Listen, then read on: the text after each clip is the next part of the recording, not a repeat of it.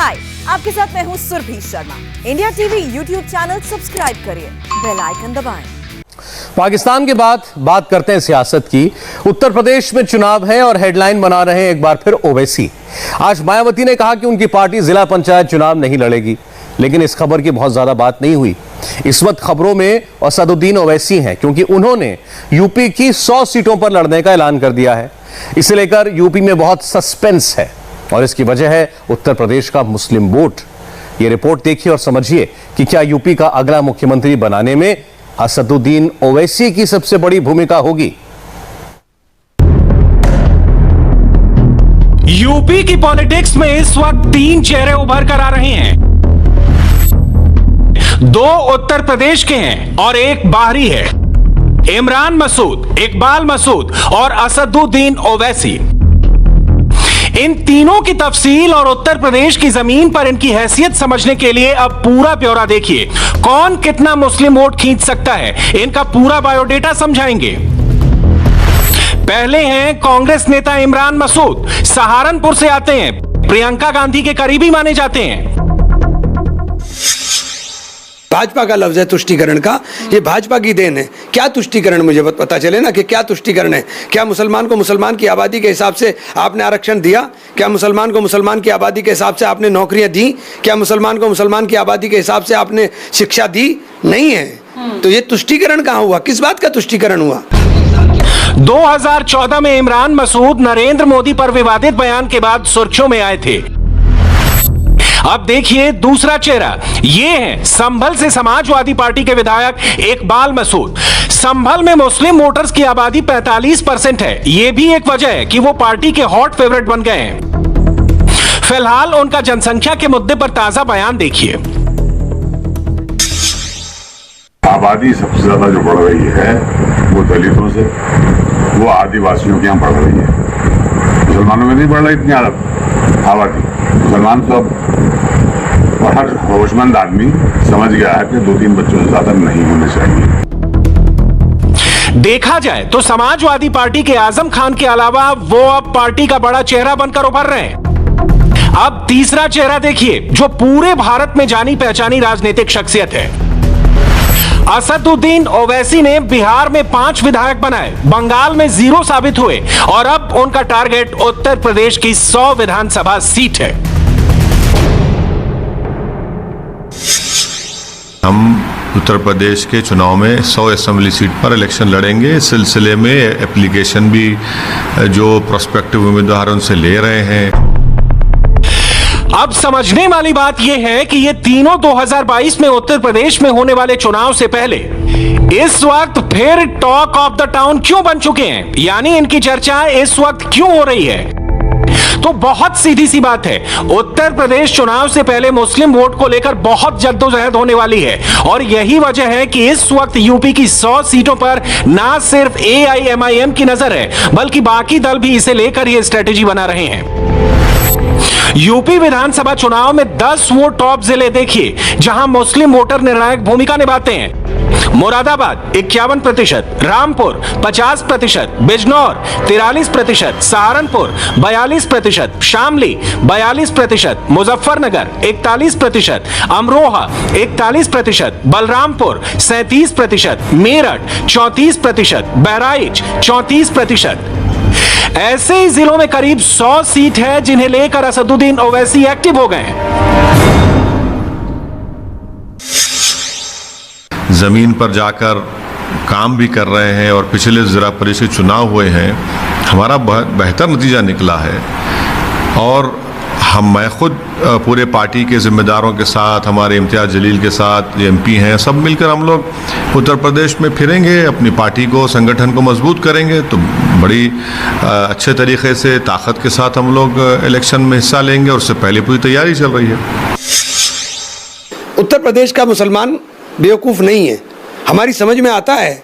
हम जान रहे हैं अच्छी तरह से कि ओवैसी साहब हो या BSP हो, दोनों भारतीय जनता पार्टी के पिच पर खेल रहे हैं। उत्तर प्रदेश के मुस्लिम वोट हासिल करना असदुद्दीन ओवैसी और उनकी पार्टी के लिए केक वॉक यानी आसान साबित नहीं होंगे। इसकी क्या वजह है वो भी देख लीजिए।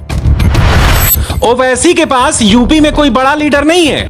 ओवैसी की छवि मुस्लिम वोट काटने वाली भी है। बंगाल चुनाव में ओवैसी को एक भी सीट ना मिलना उनके यूपी प्लान को बहुत बड़ा धक्का साबित हुआ है। यही वजह है कि ओवैसी ओम प्रकाश राजभर के साथ भागीदारी संकल्प मोर्चा में एंटर हो गए हैं। पहले उनकी बीएसपी के साथ गठबंधन की खबरें उड़ी थी, जिसका बाद में मायावती ने ही खंडन कर दिया।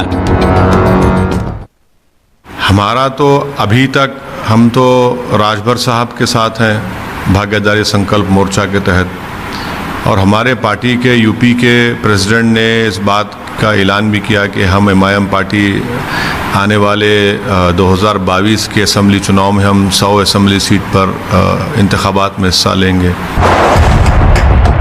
उत्तर प्रदेश में मुस्लिम वोट अभी तक समाजवादी पार्टी और बहुजन समाज पार्टी में बढ़ता रहा है, इसलिए ओवैसी उत्तर प्रदेश में उतरेंगे तो किसका नुकसान करेंगे, इसे भी समझिए। यूपी में ओवैसी की जिन 100 विधानसभा सीटों पर नजर है, उन्हें देखा जाए तो ये सीटें 12 से 13 सांसद चुनकर भेजती हैं, और इन पर अभी तक समाजवादी पार्टी या बीएसपी का सांसद चुना जाता रहा है। तो आपको लगता है कि भारतीय जनता पार्टी की बी टीम की तरह ही ओवैसी उत्तर प्रदेश में काम करेंगे, और ये जो 100 कैंडिडेट्स हैं ये ऑपोजिशन को डेंट करेंगे? ये ऐसी जगह लड़ाए जाएंगे जहां मजबूत लोग, हमारे जैसे लोग चुनाव हार जाएं। हमारे जैसे लोग जो सेक्युलर हैं, जो मजबूती के साथ आवाज उठाते हैं, उन लोगों को हरा दें। ये ऐसी जगह चुनाव लड़ाएंगे। इसलिए ओवैसी का उत्तर प्रदेश में लड़ना ना अखिलेश यादव के लिए अच्छी खबर है, ना मायावती की पार्टी के लिए। वैसे इस वक्त उत्तर प्रदेश में कांग्रेस खुद को बहुत मजबूती से पिच कर रही है, इसलिए मुस्लिम वोटों को लेकर ओवैसी का दांव क्या कर सकता है, उसे देखिए। उत्तर प्रदेश में करीब 19% मुसलमान हैं। 100 सीट पर इनको लेकर अब समाजवादी पार्टी, बहुजन समाज पार्टी, कांग्रेस और एआईएमआईएम आमने सामने हैं। मैं ओवैसी साहब को उत्तर प्रदेश के लिए इतना नहीं समझता कि ओवैसी साहब के ऊपर इतनी चर्चा की जाए, चूंकि ये चर्चा भी केवल भारतीय जनता पार्टी कराना चाहती है कि ओवैसी की चर्चा हो जाए और उस चर्चा के अंदर लोगों के अंदर एक माहौल बन जाए। इसके अलावा और कुछ नहीं ओवैसी साहब का।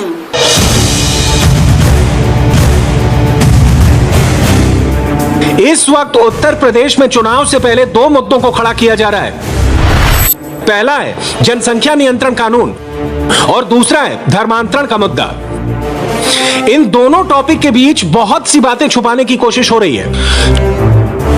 हिंदुस्तान के अंदर अब कोई खाने कमाने की बात नहीं रही है। यहाँ तो बेकारी बेरोजगारी इतनी फैल गई है कि आदमी परेशान फिर रहा है। युवा, ये देश युवाओं का देश कहलाता है। युवा यहाँ का परेशान फिर रहा है, अपनी डिग्री के लिए जगह जगह घूम रहा है, उसको न नौकरी मिल रही है न उसका कुछ कारोबार मिल रहा है।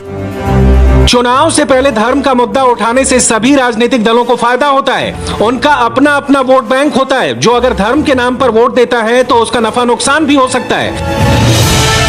पश्चिम बंगाल में हुआ चुनाव इसकी बड़ी मिसाल है। यूपी में बढ़ती आबादी का मुद्दा इस वक्त बहुत गर्म है और इस पर बयानबाजी भी खूब हो रही है। ओवैसी साहब का प्रोपेगेंडा और ओवैसी साहब का हुआ जो है भारतीय जनता पार्टी की लोग दिखाना चाहते हैं, और भारतीय जनता पार्टी के लोग ओवैसी साहब का हुआ खड़ा कर करके उन लाखों लोगों की लाशों का हिसाब जो देना पड़ेगा, जो मौतें हुई हैं कोरोना के अंदर, जो किसानों के गन्ने का 1 रुपया भी पिछले 5 साल के अंदर आप बढ़ा नहीं पाए हो, उसका जवाब देना पड़ेगा। इन तमाम चीज़ों को करने के लिए इसी तरह के लाएंगे ये काम। जनसंख्या की आड़ में मुसलमानों पर एक वार है। वही समझते हैं कि देश के अंदर सिर्फ मुसलमानों की ही तादाद बढ़ गई, तो ये कानून तो पार्लियामेंट में आना चाहिए था ताकि पूरे देश के अंदर लगता। फिर देश के अंदर ही क्यों लाया जा रहा है? इसका हशर भी ऐसे ही होगा जैसे सीए और एनआरसी का हुआ। देखा जाए तो ओवैसी इस वक्त खुद को बीजेपी का सबसे बड़ा विरोधी साबित करने की भी कोशिश कर रहे हैं। ओवैसी अब वैक्सीन की भी बात कर रहे हैं। वो जम्मू में हुए ड्रोन अटैक पर भी सवाल पूछ रहे हैं। इसलिए ओवैसी इस वक्त ऐसी इमेज बनाने की भी कोशिश कर रहे हैं कि वो बीजेपी को बाकी दलों के मुकाबले ज्यादा मजबूती से टक्कर दे सकते हैं। ये तो पुलवामा की तरह हमला हुआ है जम्मू के एयरपोर्ट के ऊपर। इसकी जिम्मेदारी भारत सरकार के ऊपर आती है, मोदी सरकार पर आती है। क्या बातचीत कर रही है सरकार? ये यूनाइटेड अरब एमिरेट्स ने बातचीत करवाई भारत की और पाकिस्तान की, ये बातचीत करवाई कि हमारे जम्मू पे हमला हो जाए। क्या मजाक हो रहा है वहाँ पर? इसका जवाब देगी नहीं देगी सरकार, या फिर मोदी सरकार जैसा चीन को जवाब नहीं दे पा रही है सिर्फ पुकारती है लद्दाख में, इसका भी जवाब देगी नहीं। जिस तरह पुलवामा में जवाब दिया, इसका जवाब देना चाहिए। ये ड्रोन इतना लंबा सफर करके आया कैसा यहाँ पर? सवाल है कि क्या ओवैसी उत्तर प्रदेश में अकेले अपने दम पर बीजेपी को हराने की गारंटी दे सकते हैं? देखा जाए तो इस वक्त यूपी के मुसलमान ओवैसी से यही सवाल पूछ रहे हैं। हर पार्टी को अपनी पार्टी को आगे बढ़ाने का इख्तियार है, तो हमको भी अपनी पार्टी का यूपी में आगे बढ़ाने का इख्तियार है और रहेगा। ये पार्टी बड़ी पॉपुलर है, उत्तर प्रदेश में मजबूत है और 5 साल से ज़्यादा जो पिछले असेंबली चुनाव में हम लड़े थे और अब में बहुत फर्क आ चुका है। समाजवादी पार्टी और बहुजन समाज पार्टी के अलावा कांग्रेस भी समझती है कि ओवैसी ने अगर 5% भी वोट काट लिया तो उनके कई उम्मीदवारों का जीतना क्या तीसरे नंबर तक लुढ़कने तक का खतरा बन जाएगा। क्योंकि अगर ध्रुवीकरण होता है तो ओवैसी चाहे जीतें या ना जीतें, वो कई पार्टियों की हार की गारंटी बन जाएंगे।